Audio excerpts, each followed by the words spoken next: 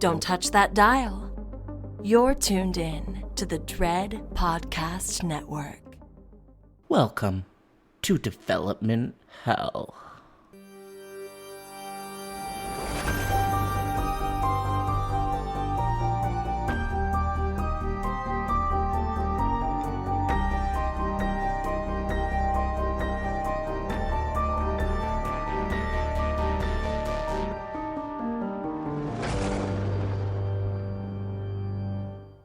For every horror movie that hits VOD, countless others end up DOA.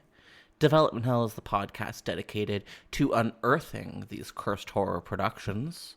We're going to find out what went wrong, and then decide if these titles still stand a shot at the green light. I am your host, Josh Korngut. I am the managing editor of Dread Central. I am also a filmmaker in Toronto, Canada. This podcast is a proud member of the Dread Podcast Network.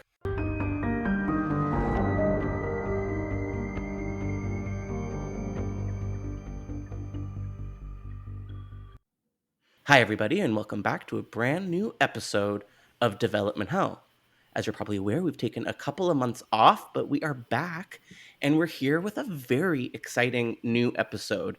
And I think it's going to be a really great way to start the season. Not long ago over on Dread Central, we published a news article about a potential upcoming series adaptation of 13 Ghosts. And everyone seemed to freak out. Everyone was really excited about it. And this article went super viral, and Yahoo picked it up, and all of these other outlets got in on it. And I was just really psyched when the creators behind this pitch for the 13 Ghosts the series checked in and said, hey, do we want to chat on the podcast? So today I am joined by creators Aaron McLane, Ashley Robinson, and Patrick Mediate. Great. I'm so excited you guys are joining me for an episode of Development Hell today. And I'm really psyched to sort of pick your brains about your pitch for a 13 Ghosts series and to talk about this franchise in total, because I don't know if you're all aware, I am a huge 13 Ghosts nerd.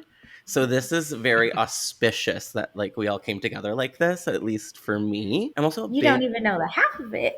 No, I mean, I can imagine that, but I want to learn the half of it today. So I'm also a big Dark Castle fan, and I'd love to dig into that with you guys too. But before we get too deep into the project, I kind of want to learn a little bit about more who you guys are. So maybe we can sort of go one by one and just get a sense of what your role on this project is, what kind of work you do, and what you're up to these days. Aaron McLane, maybe we can start with you. Oh, thank you. Well, my name's Aaron McLane. I've been a VFX supervisor for over 10 years at this point. I guess my biggest show is The Walking Dead. I did The Walking Dead for the final 4 seasons. I came on in season 9 and finished up with season 11. It was a dream job. I got to come up with ways to kill zombies every day, work with legends, and do some stuff that I'm really proud of. And then I did Fear the Walking Dead. That's where I met Ashley. Yeah.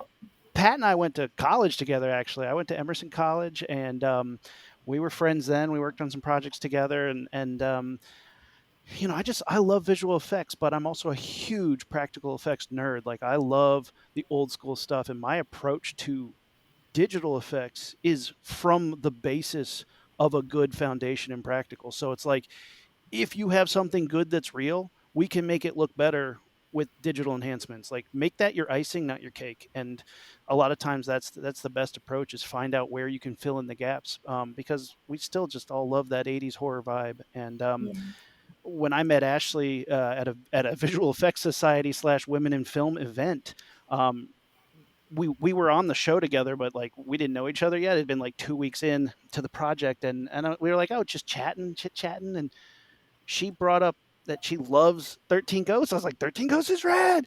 And she's like, I want to make it a TV show. I was like, who you have writing it? And she's like, nobody. I was like, you do now.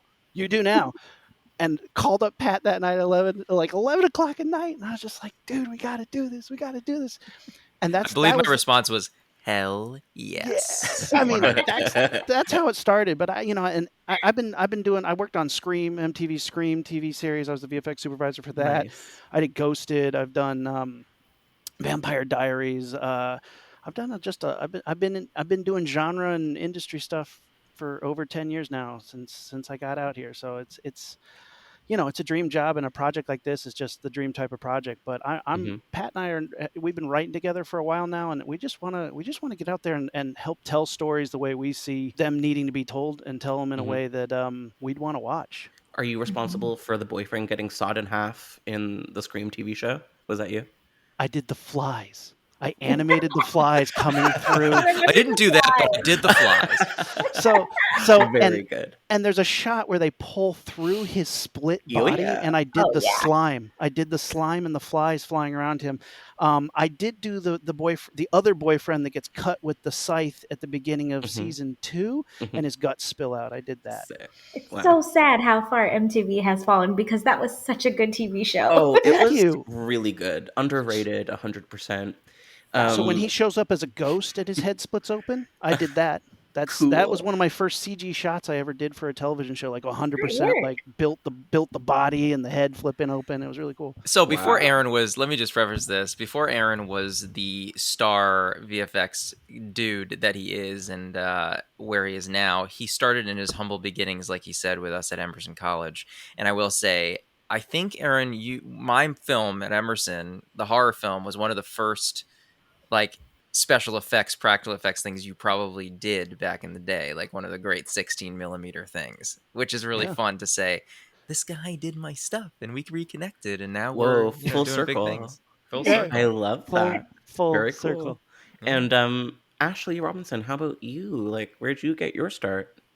So I started making films in high school. I'm one of the kiddos that have actually wanted to do this for all of my life, and people have been supporting me throughout ever since. Got to go to film school at UT, which shout out to the UTLA program. It's a fantastic program if you're a filmmaker, and UT really does support young filmmakers in a way that is great for someone who can afford red cameras and students can't.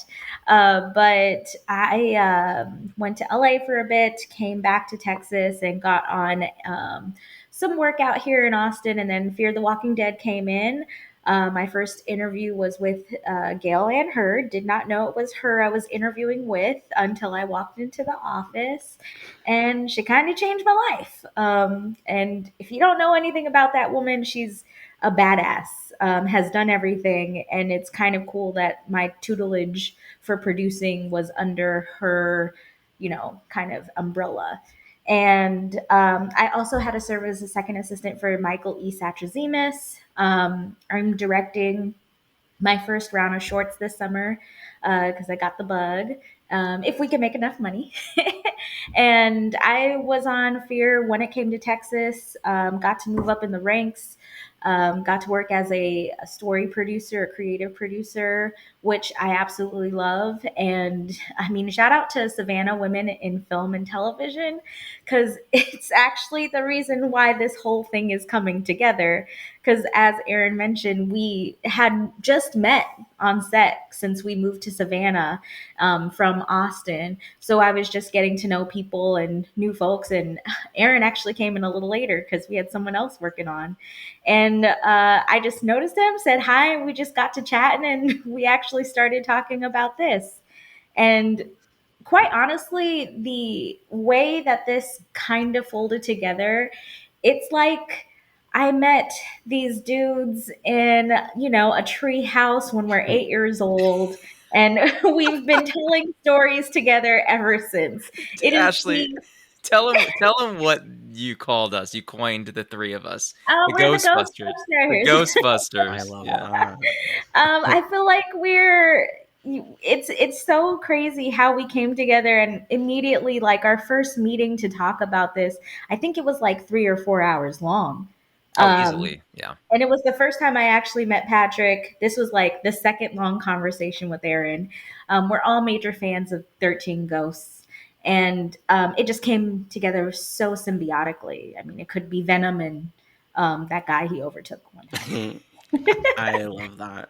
Okay, and Patrick, why don't you give us a little bit of an introduction to who you are?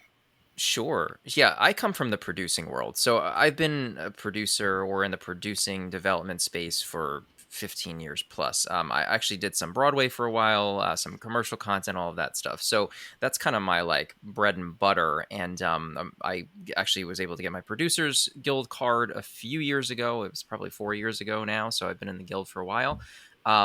I've always been also a big horror nut, so I've always tried to find a way to put my producing, prowess in my horror obsession together, right? So, I mean, I was introduced to 13 Ghosts by my father as a kid, the original 13 Ghosts, and it just scared me to death at the time. It was one of those movies that really impacted me. So, throughout my life, it always sort of was this guide for me, the 13 Ghost universe. And it is very strange that this kind of came about, because I really thought, like I said, I thought this was very much fate driven, that this happened then and everybody got together, and I happened to know Aaron, and it all came together. The universe was conspiring. So, going from producing horror lover to, screenwriter, and then Aaron and I got together, like he said. We formed our production company, Primordial Pictures, to tell incredible stories from the conception of an idea, right? From that birth of an idea through through cementing it and then making it grow into something that's like extraordinary, right? And then we formed that, and then we started writing scripts together. And we partnered, and then Ashley joined the gang, and we became the Ghostbusters. The end. And that's how all the great things happened. So yeah, Aaron and I again had been working together for years before this. We had penned some features, some shorts. We had gotten some things into pre-development stages, buzzy stages, and this was our opportunity to add another leg to the tripod and really go for it and do something really big. My first question is going to go back to you, Patrick, and it's, a lot of people might not even be aware that there was an original film. Do you want to maybe give our audience just a little bit of information on what that film was like and how maybe it compares to the remake? Yeah, absolutely. So the original film was a William Castle film, so hence Dark Castle, right? You've got the name in the production company name. William Castle was a bit of I guess the word of sort of a huckster, or he really loved the gimmick, right? In film specifically, and that comes through just a little bit, going to the future in those early 2000s films like House on Haunted Hill and the Dark Castle films, where there are characters that actually embody who William Castle was. In speaking with Dark Castle and Ethan Irwin over there, it was very much evident that the character that's the head honcho guy that gets everyone into the house in the House on Haunted Hill remake was William Castle. So if you've seen the House on Haunted Hill remake, that's pretty much what William Castle's persona was. He was sort of like a carnival guy who liked to get people into the films and then shock them, right, with something big. So the original 13 Ghosts, black and white film, 60s, he used that gimmick within the film to make it stand out. So in the film, it's very much like the remake in ways, because you've got the family and then they're falling on hard times and they inherit the home. They come into the home and then they realize the home is haunted by a bunch of ghosts. And they are able to only see you're only able to see these ghosts if you put on these special ghost viewers. And that was like William Castle's gimmick. You put on the viewers, if you look through I'm going to get the colors wrong, but I think if you look through the red one, you see the ghosts. If you look through the blue one, you don't see the ghost. It could be reversed. But these are really they handed them out in the theater, and you can do that. And even today in home video, you can get one of these viewers and actually see the ghosts on the screen, or not see them if you're too scared to see them. So it was part of that integrated experience of 13 Ghosts. And I think that's really what defined that film against other films of the time that were coming out that were paranormal films. That was like the defining moment. So you've got that, and then you've got the remake all the years later, where they kind of did away with the gimmick as a audience participation thing, and then included the gimmick in the goggles that are used throughout, where they can see the ghosts if they put the goggles on, and then if they take the goggles off, they can't see the ghosts. So it kind of goes with the audience POV in that way, but minus the gimmick. I think I've explained sort of like the through line there. And while I'm on that topic, just to key it up and we'll get back to it, is that gimmick that William Castle originally used, we proposed that for the new series, which I'm sure we'll get into, but that's kind of the through line of that evolution in our mind, at least. Yeah, I'm really excited to talk about that part of it. And for now, Ashley, I'm going to jump to you. In your words, like, what is this franchise about? Like, what about this franchise, makes you excited? I think just thinking back to when I first saw the remake, because I saw the remake before the original, what really grabbed me is the aesthetic of the ghosts. I was so enraptured by how meticulously they looked and how scary they were and frightening that I just wanted to learn more. I don't know how many times I burned through that DVD watching the featurettes on each of them, but it had to at least been over 10 times. And I think that's what's the appeal for the remake, especially for right now when we're mining through all this IP from the early 2000s for stories they want to tell again. The idea for this, I approached it with Aaron, was because I had just watched the 2022 version of Hellraiser, and it just, like, maybe the story wasn't as strong as I wanted it to be, but it looked fantastic. And they really did a good job of elevating what we loved about Hellraiser and providing something new. Mhm. And I think we have a really interesting opportunity to do that with this story specifically as a series. Because with the remake and the original, we just didn't get enough. Like, I wanted to learn more about the families in both universes. Mhm. I wanted to learn more about how these ghosts are poltergeisting them. I want to learn more about what happened to them afterward because we really don't get those answers in either of them. So we have a really unique opportunity to not only retell this story in a little more detailed and nuanced way, but carry it on further if we are allowed to do so. Yeah, definitely. I was obsessed with the remake when I was a kid, and I remember when the DVD came out, it was like they did a really spectacular job of sort of having each of the ghosts' stories as some of the extra features. And this like really blew the minds of me and like my whole generation. And I kind of miss when DVDs were, more creative like that. Mhm. And that was always sort of in the back of my mind. But Aaron, I'm wondering, do you remember what your first encounter with this franchise was like? I saw the remake in the theater in high school, with my friends, and we all went, and I think we all just like, yeah, that was fine, that was fun, that was cool, that was exciting. I don't think it blew me away immediately, and it wasn't until college when I really started appreciating like horror. The first time I ever saw, Nightmare on Elm Street, Freddy, I was like, that's it? That's what people were scared of? That what the heck? Yeah. But then, like, when I started to study film and study things, it's like I love the camp of it. I loved how fun it was. I love the fun of being scared. I love the gimmicks that came along with it. And then in college, when you revisit, the 2001 13 Ghosts, you're like, this is so fun.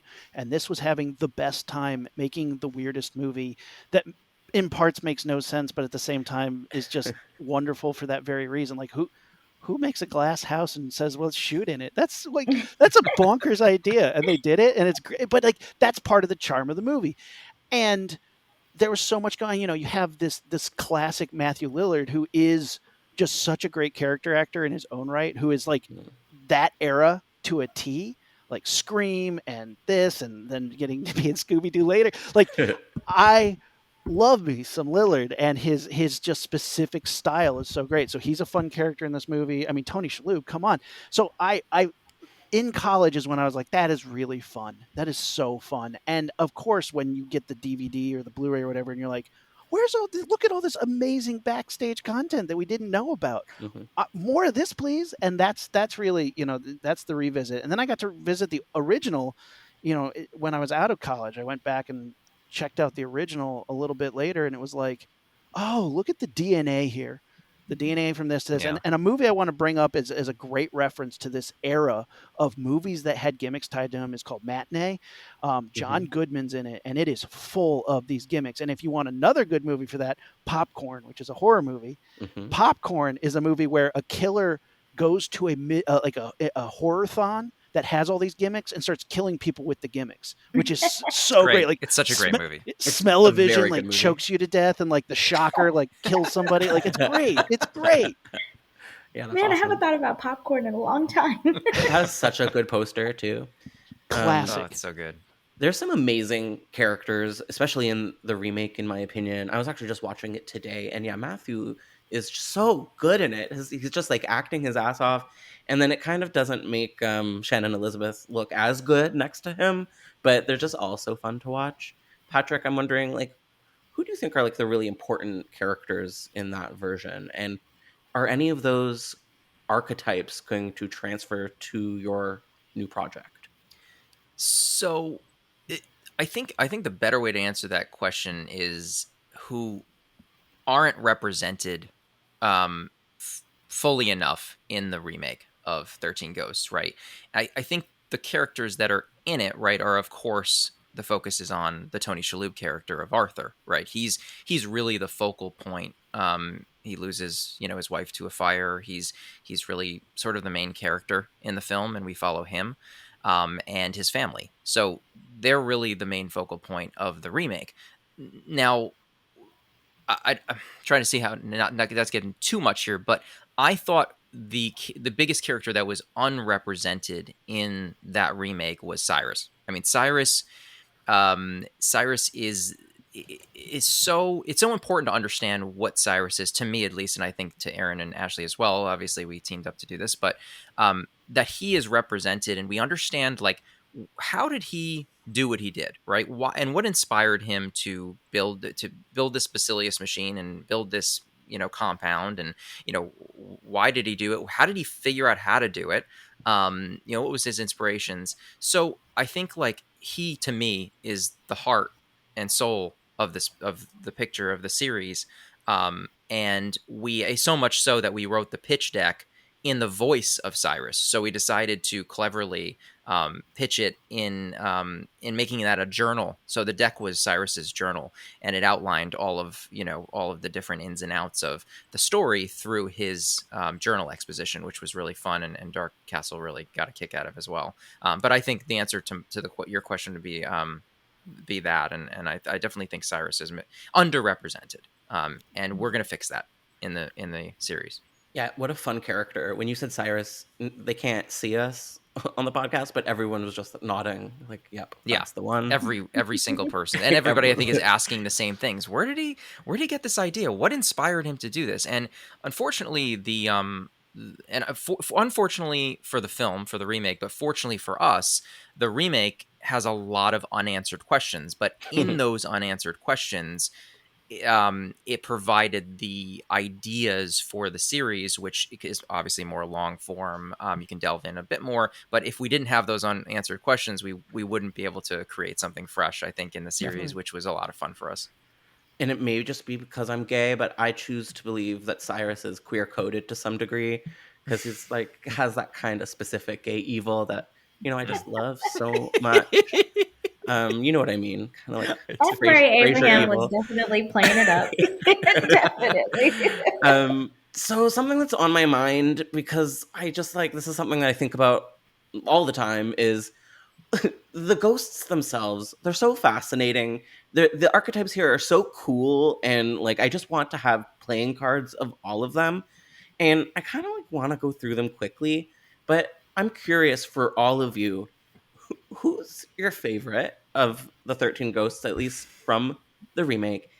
Can we dig into that? Do you guys need a little bit to think, or can we jump into I kind of know mine. Aaron, why don't you kick it off? I got mine. Can I kick it off if that's okay? Yeah. My favorite is the Jackal. Like, he's an arresting visual. Like, you got the cage on the head with the broken out front and the straight jacket that's all mangled out, and that is, I mean, it's from an era of just sheer torture, and it's terrifying, and his look is terrifying, and the design is great, and that still, like, some of the images of the Jackal is like, that's haunting to this day. It's scary. It's so scary. It's so scary.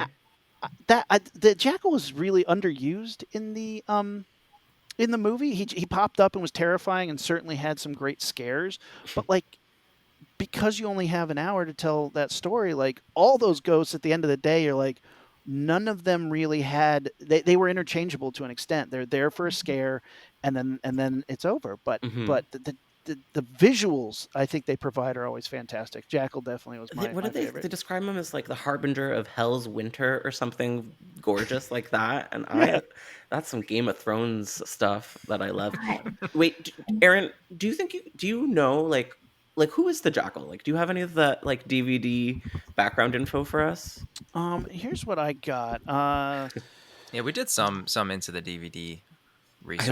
I have a whole like website that had like their the fandom website. It's like a mental institution fire or something, wasn't it? Yeah. He got burned in an institution and locked up, and then he got the whole institution burned down, and he was in there.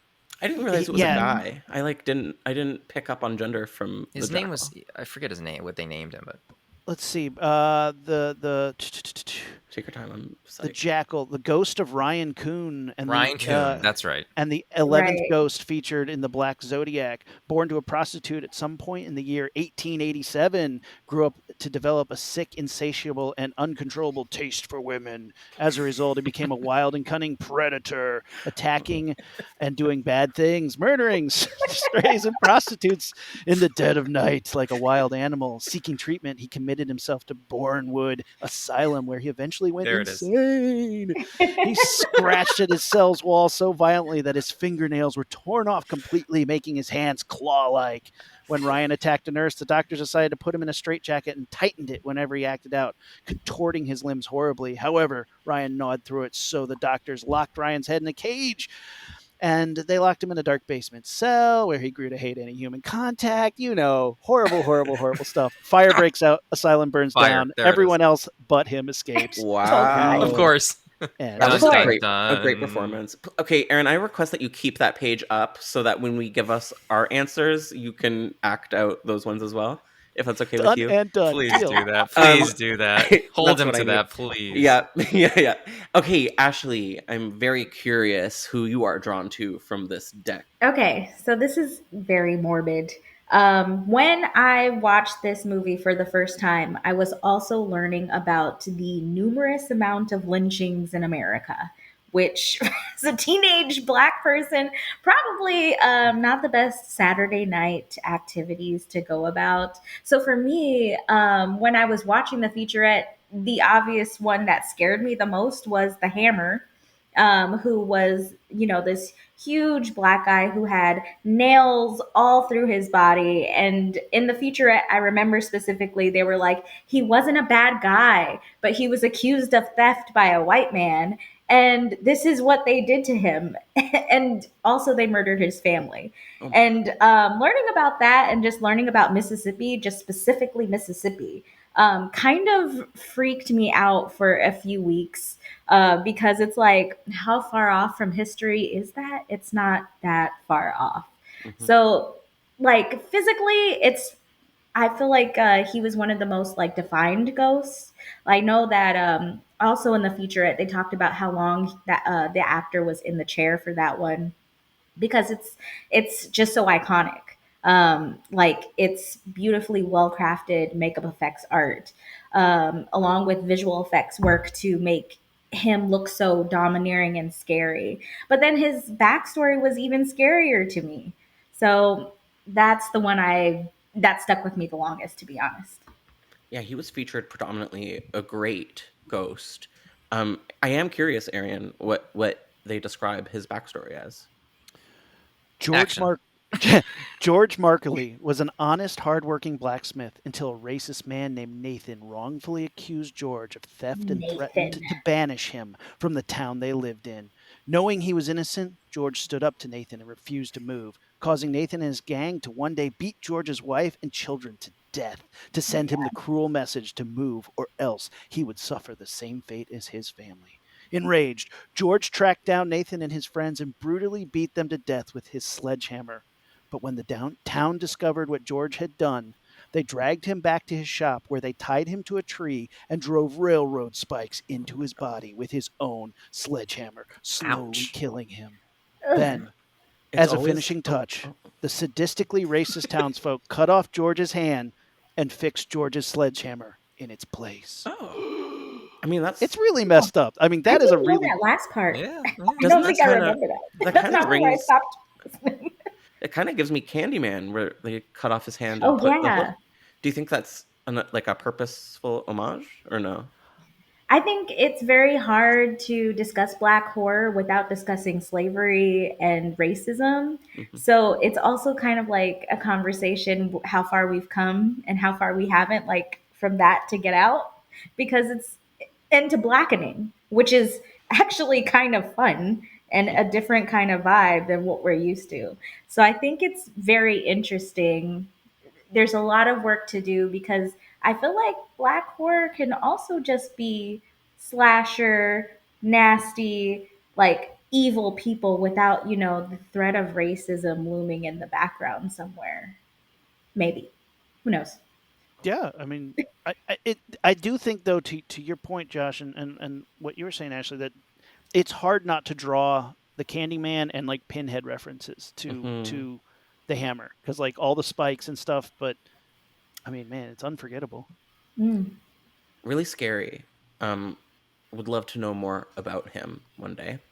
And Patrick, very curious, which of these ghosts speak to you? Well, I'm going to throw everyone for a loop, and I'm going to say the torso because I, as a child, was absolutely terrified by an actor in a movie called Freaks. I don't know if you've seen the Todd Browning film. It's really kind of scary. But this character, his name was Johnny Eck in real life. He walked on his hands, and the first time I saw that in the film, and they're around this campfire in the scene, it's probably like 2 minutes into the movie. He just gets up from his like spot on a log and he just runs around the campfire on his hands, no legs or anything. And it was the most terrifying thing I'd ever seen because of just the way the movement was and the way how fast he was going. And the torso really reminds me of Johnny Eck from that film, because he just doesn't have any limbs and he kind of crawls around and all of his stuff has been chopped off. Plus, I like and I believe, Aaron, the story of the torso in the where you're reading it, which you'll hopefully you'll read in just a second, is mafia related. Like he gets involved with gambling or something, and he has to pay his debts and all of that. I believe. I don't know if don't Yes, you're quote correct, me dude. on that, but yeah, I like the story behind the torso as well. I like how he falls into that trap of actually losing his bodily parts. He's so scary. So scary. Okay, Aaron, you know what to do. You're on, Aaron. Jimmy, the gambler Gambino, was obsessed with gambling. He would spend his days at the track instead of at school, and his nights gambling in seedy bars. Jimmy eventually opened his own booking business, though he barely was able to make his payoffs because of his compulsive gambling, and he quickly developed a reputation due to his refusal to turn down a bet. Jimmy's inability to turn down a bet eventually caught the attention of mobster and made man Larry Finger Vitello, who bet heftily on a boxing match. Jimmy agreed and sealed his fate. When Jimmy's fighter was defeated, he fainted. And when Jimmy awakened, Larry and his gang arrived to collect Larry's winnings from Jimmy. But because Jimmy was so cleaned out, instead, they cut Jimmy's body up, wrapped the pieces in cellophane, and dumped them in the ocean. Yikes. I love it. Don't. And then spoiler alert, we're going to turn all of these characters on their heads in the remake, and nobody's going to be like the original. So I'll let you know on that one. We'll always have 2001. And if it's That we is a will. word. We will. And if Yeah, it's that okay was with you good. guys, can I give you mine? Yes, Yes. please. Okay. Now she might have not been treated with complete respect in 2001 remake, but I have to say I am a fan of the Angry Princess. Good one. Fascinated by her, gay icon. She's a diva. I want to know why she's doing what she's doing. She probably could have been treated with a little bit more dignity, but the fact that she wasn't is fascinating as well. And she has some really moody scenes. Like the scene between her and Shannon Elizabeth is Oh my gosh. crazy. It still really good creeps one. me out to this day. Like when Yeah. she's splashing the water on her face Yeah. and she's kind of like, why are you doing that? Yeah, That's she gross. seems scared. She seems like she's the only one that kind of like seems vulnerable sometimes. And I thought that was kind of cool. Well, And she's just the best. So, Good something um I, choice. I wanted to say about that is it is super wild when you have somebody who, she's naked in the entire movie, which to most humans is an incredibly vulnerable state. It's at the base level, you have no armor, anything could affect you, and it's very vulnerable, but she's so aggressive and violent, and mhm. that's such a strange twist on that something. So we see it, as an audience, you see it, and that kind of bizarre dichotomy of aggression while still being so vulnerable is scary. I mean, Yeah, that's it's why it cool. works. And we don't have enough like iconic like lady monsters or like lady villains. Like very few of them, in fact. Yeah. So I'm drawn to them whenever we get them. Yeah, I feel like the lady monsters were really, when we think about the 2001 version, we just don't, we get her, but that's because her tits are out. And 100%, yes. we don't get really much. If we get, the bound woman shaking a lot, which I thought was interesting, She and was then we maybe cool. see the mother a few I was gonna times. say Mother Erasure because she's scary. Yeah. And then some of the other ones, I feel like they really let down on the backstories a little bit. Like Hmm. for me, the dire mother and the great son was a chance to really give more, and they didn't really give more to her character. They didn't really give us much. The Or kid. the Yeah. pilgrimess. Yeah, the Pilgrimess It's, really gets the shaft, I think, out of all of yeah, them. she's a witch. Like, yeah, like what? Like, what is she up to? She's just, and she looks uncomfortable. Okay, wait, Aaron, Time I to want to, read. I have to know more. Yes. Dana Newman was an incredibly beautiful. I'm going to start that over. Mm-hmm. Dana Newman was incredibly beautiful in life. According to Cyrus, she had the natural looks of a goddess, but was unable to recognize her beauty. Her self loathing and low self esteem, from which doctors tried to save her, was only fueled by a series of abusive boyfriends and led her to having breast implants, nose jobs, and other unnecessary procedures. One night, while Dana was alone in a clinic where she worked, she tried to perform surgery on herself due to an imaginary imperfection on her face, but the unorthodox procedure went horribly awry and left her blinded in one eye. She then gave up on her beauty and committed suicide in her bathtub by slashing herself with a butcher's knife until she bled to death. When her body was discovered, she was described by her loved ones as being beautiful in death as she was in life. Okay. I'm not Chilling. sure if this movie passes the Bechdel test, but I do think your series will, and that's very good. The only part is at Indeed. the end when Rod Digger's like, I'm not working for y'all no more.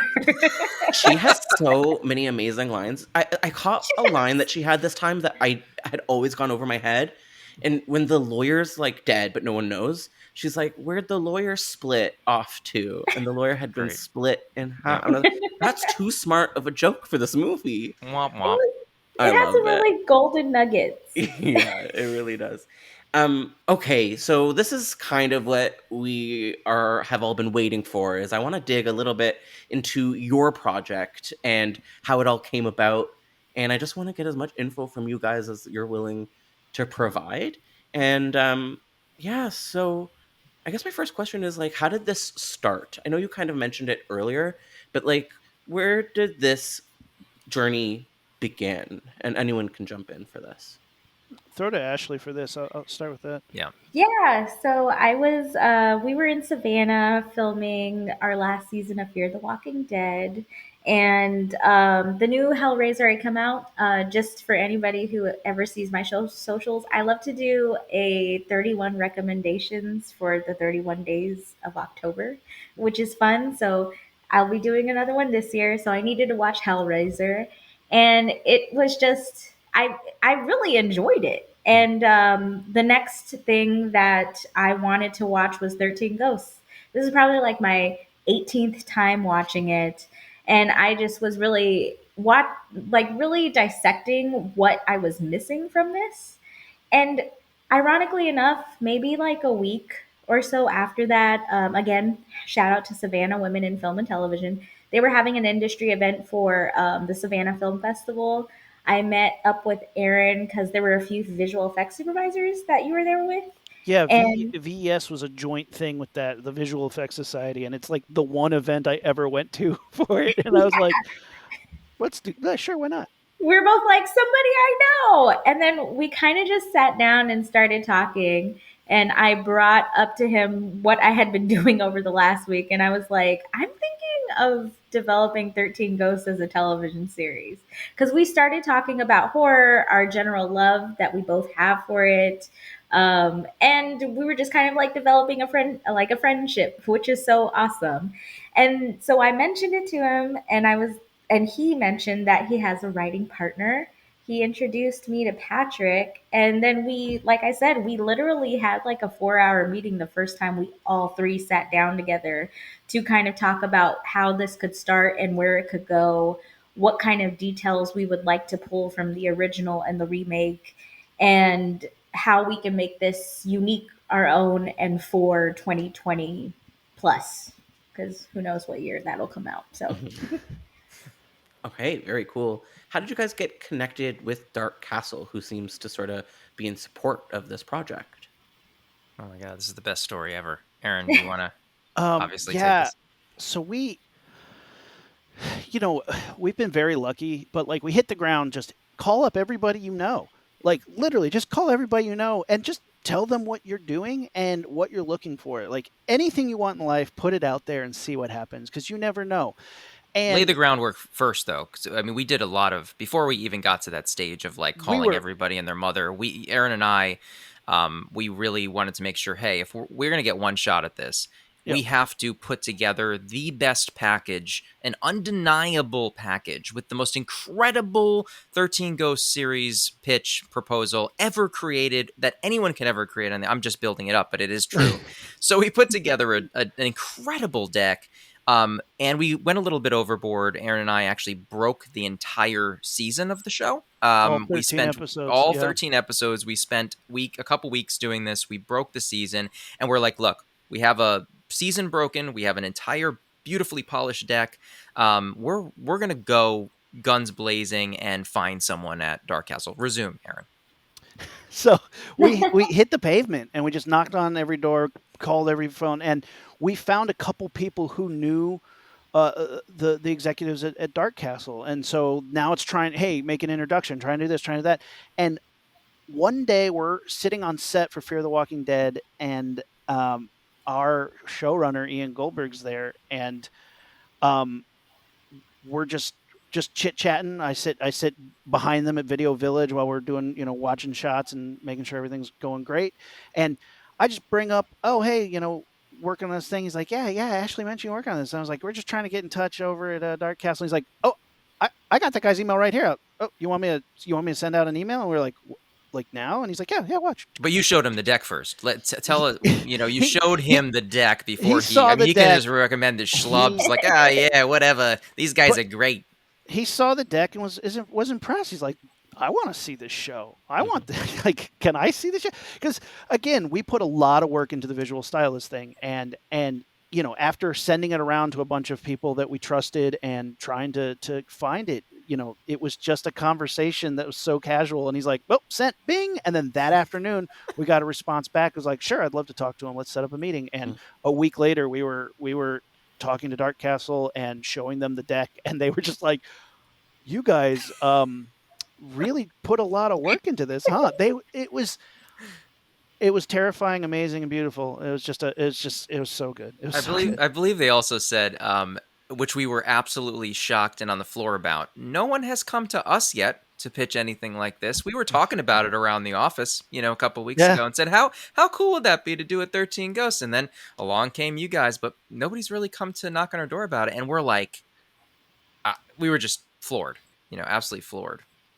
And mind you, like from conception to, I think that was it September or October? It was somewhere around September or October. And then maybe when we got in touch with Dark Castle, it was around January. So very quick. We hit the ground running. Yeah, we did. And then we pitched to Dark Castle. Again, they were blown away by everything that we proposed to them in our pitch. And they said, look, from us, you don't have to sell us anymore. I mean, we greenlight this from our side, basically. But I just want to let you guys know we don't have the full rights to this series. So we said, well, okay. I mean, that happens. Where are the rights? And they said, well, the other half of the rights are with Sony Pictures Television. And I mean, to us, we were said, okay, that's a little bit odd because Sony Pictures Television doesn't really do a lot of horror. If anybody's familiar with a lot of the things that they've been putting out there, but hey, if that's where we got to go, that's where we got to go. So along with Dark Castle, we developed the pitch further. The ideas, the concepts, and the actual pitch outline that we were going to pitch. Full presentation. Yeah. Because what they did was they said, okay, you know what? We're going to reach out to Sony, see if they want to, hear our pitch and everything. And lo and behold, we're in that zone. I mean, we're talking like right before strike. So I think maybe even a 2-week period before the strike started. Yeah, a couple weeks. Yeah.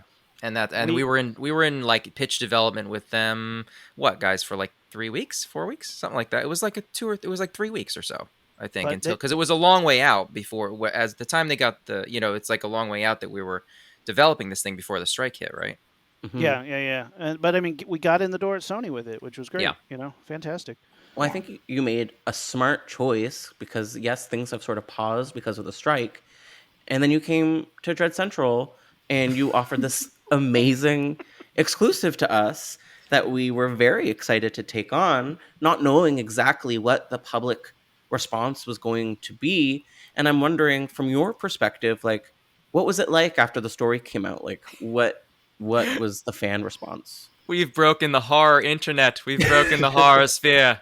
It's going crazy. Yeah, that's pretty much what it was. I mean, we saw the Dread Central article post, and then it completely blew up, and we saw our names and our collaboration and our slides all over the horror publications, and it was absolutely wild. And not only did we see them all out, in the public, but we decided, hey, like, we're going to look at the comments, see what people are saying, and thousands upon hundreds of thousands of comments from horror fans, from 13 Ghosts fans, from fans that don't even know or like horror, were saying, I absolutely want to see something like this. And not just a 13 Ghosts series. They were all excited because I think this was stirring in the ether, right?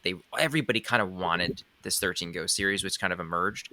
Not only did they want the series, but they liked this concept. They saw our slides that you shared with them, and they were drawn to the way it was presented. They said, this isn't just about having a remake of something or into series. This is the way to do it, and we really like the way you're going to go about doing it, and we're behind you. So right now, the whole horror sphere is sort of like has our back, which is really great. It was really cool to see. Every once in a while, a story will sort of spiral like that, but it doesn't happen often. So I was really psyched to see it, but I guess ultimately not surprised because this lends itself to a series so well, and people love this story. Like, fans just can't get enough of it, and I think you guys are really, really onto something. And speaking of that, I'm really curious about the AR component, and I'm wondering if we could dig into that a little bit now and what that would look like. For sure. Aaron, do you want to take that one? Yeah. So, the AR technology is just exploded. AR wine bottles. When I first saw that, it blew my mind, and I was like, what can we do with that? What can we do with this idea? And, AR book covers, AR album covers, but something that you can point your phone at and you see images appear through your phone. And in the realm of William Castle, that is so right up that alley. That is so right up in that world. And the development of it would be, there's a lot to figure out what form that takes, but in my mind, it's an AR component that by looking at your TV, you get extra pieces to the story, and then when you can then use that app to go out in your house and see ghosts. And there are apps that are like this, but this would be tailored to this genre, to this brand, and just be a really fun way to include the audience in on just a classic gimmick. And that's exactly what it is. It's like the fun and the presentation and the William Castle legacy continues of, let's have fun with the movies, guys. Like, it doesn't have to be sit here and watch. You can be involved. You can be a part of it. It's a showman it's a showman thing, and I think there's just a huge room for this to be developed, and we have the technology. Let's just figure out how to do something really fun and cool with it. And creepy too. Like, not only could Yeah. they see the ghosts on the screen that they can't see without the app, but they can also see the ghosts that have come into their own homes, which when we proposed that and the articles and all of the news came out, folks were like, hell no, if the ghosts come in my house, I'm gonna run into the next room, lock myself, and just hide under the covers. But like, I think that's the reaction we were trying to get, right? The technology's there, we can do that. We want to like viscerally also try to scare people like William Castle did. We want to put the stinger under the seat. And if folks aren't going into the movie theater, we want to bring, that into one of the things they use on a daily basis, which is everybody's tied to their phones. And, they're going to use something that's as easy as hitting an app, open up the special ghost, viewer app, and seeing ghosts all over the place and scaring the crap out of them.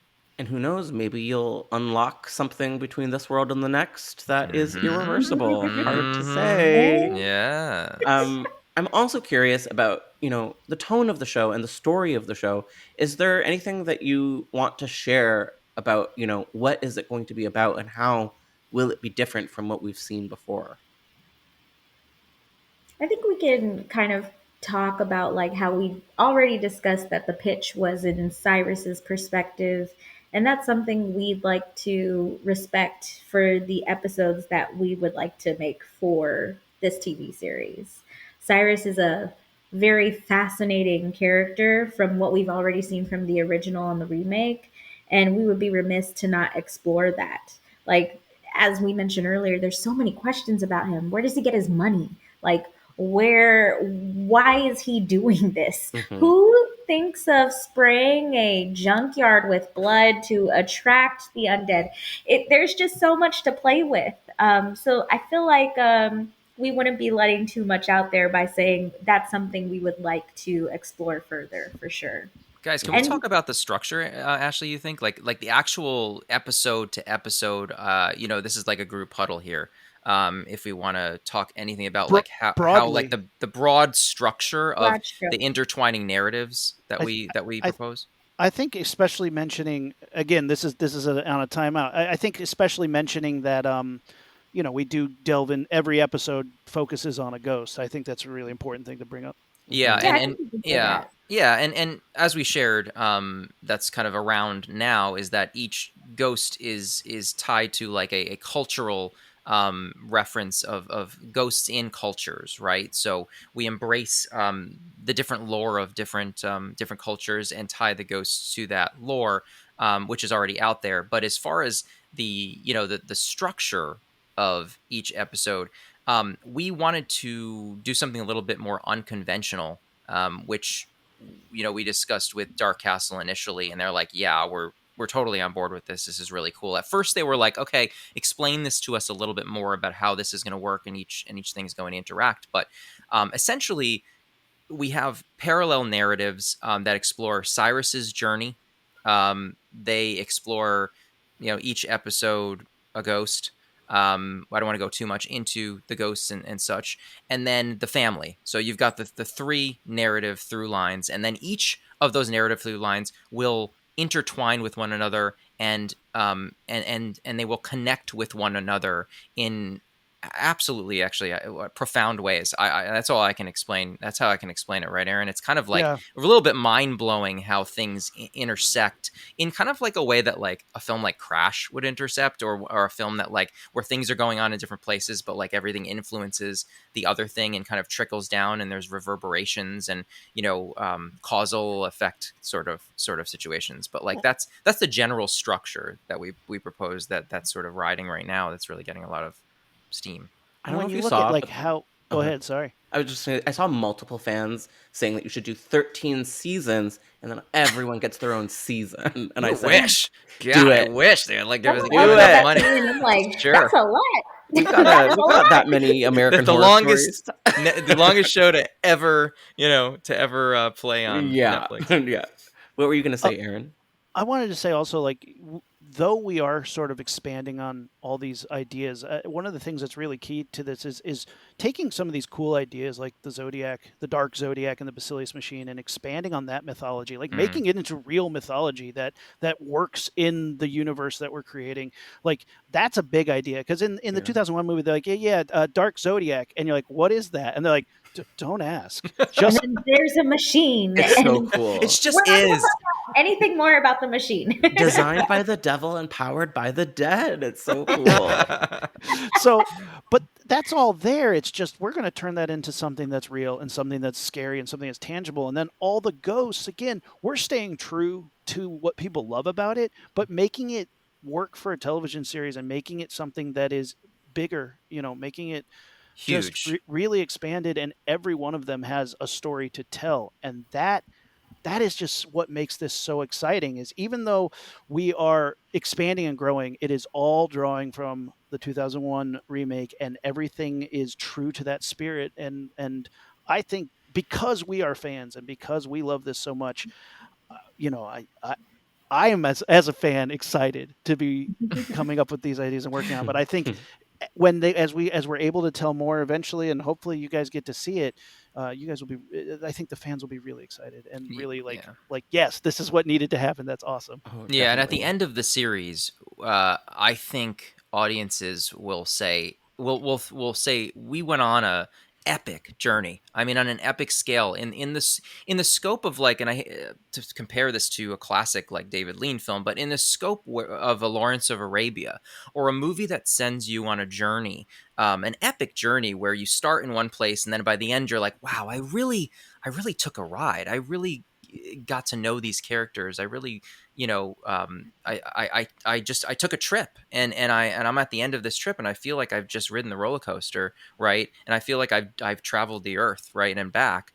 So I think audiences will take away this epic feel from when that final episode ends, and then also, your little spoiler, we want to sort of try to wait. Hey, how can we continue the story after the first season? Because you always got to have a hook for an afterlife, Okay, you beat me to the punch. That's where I was going to land. So I'm glad to hear that that's in the cards. You guys, this was such a fascinating conversation. I feel so lucky that I got to bring you guys on today. So thank you so much. And before I go, I'm just wondering if we could just hear maybe where we can find you online if you're willing to be found. And maybe we can start with you, Ashley. Everybody can follow me on all socials at Ashapalooza, 3 O's. All my upcoming work is posted on there. And hopefully I'll have more for y'all soon. This is the big deal, though. This is the big one that we're hoping lands, because it would be very, very fun to create this with both of these two guys and with the team that we would like to bring from past work that we've done. And I do just want to make a mention, because we're talking about fate and destiny for this thing. There were a few members who worked on the 2001 remake who worked with us on Fear the Walking Dead. And I've already talked with them, and we're hoping we can just make this a reality, a full circle moment, and something that is tangible soon. Wow. Aaron, how about you? Where can we find you? I keep my socials pretty private, but I do have a podcast. You can check us out. We are the Launchpad Podcast, Facebook, Instagram, Twitter, YouTube, the Launchpad Podcast. We do a lot of nerd stuff, and it's really fun. We're dropping all of our San Diego Comic-Con content recently, which we did a panel with Ghostface. Roger L. Jackson, the voice of Ghostface, did a trivia show with us, and it was a blast. So yeah, check us out there, Launchpad Podcast. Anywhere you listen to find podcasts like this one. Awesome. And Patrick, how about you? I am on Twitter, New York in June on Twitter. I have a podcast as well, Screenwriters Podcast. That's Screenwriters PC on Twitter. It's a show where we discuss the art of writing horror screenplays. And I think, tune in, because I think we'll probably talk a little bit more as this whole thing evolves on Screenwriters Podcast. It's a really fun show. We're on like the 57th episode. We're in the 4th season. We've had a lot of great guests. I think Mick Garris was a big one that we had in the last couple of years. So it's a really fun show. And you can follow Aaron and I at Primordial Pics. We're Primordial Pics on most of the social nets because either Primordial Pictures was too long or something was taken. So check us out there.